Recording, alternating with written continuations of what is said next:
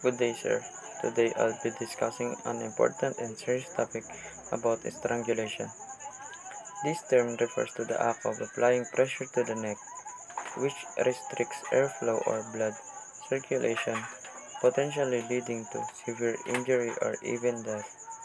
Strangulation is a critical issue in both medical fields as it is often associated with violence, particularly in case of assault, domestic abuse, and even homicide. Definition and types of strangulation. Strangulation can be classified into three main types. Manual strangulation.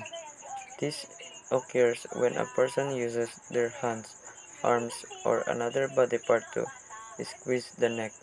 It is commonly seen in physical assaults. The number two is ligature strangulation. This involves an external object, such as a rope, belt, or cord, being wrapped around the neck and tightened. Unlike manual strangulation, ligature strangulation often requires continuous force and it is typically seen in criminal cases. Number three is hanging. In this form of strangulation, a person's body weight applies pressure to a ligature around the neck.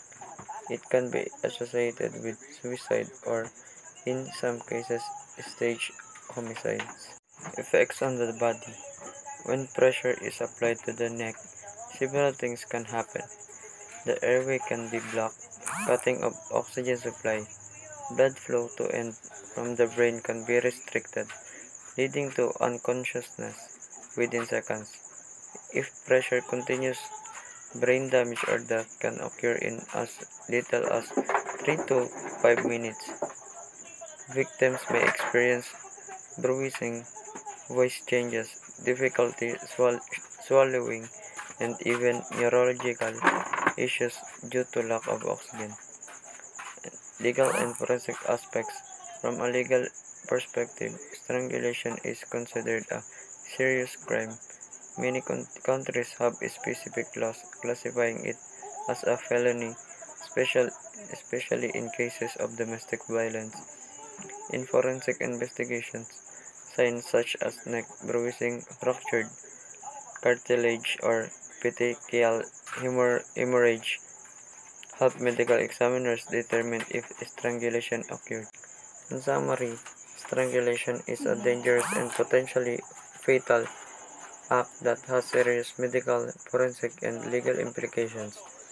It is often seen in cases of assault, domestic violence, and homicide, making it a critical area of study for law enforcement, medical professionals, and forensic experts. Understanding the effects and recognizing the signs can help save lives and bring justice to victims.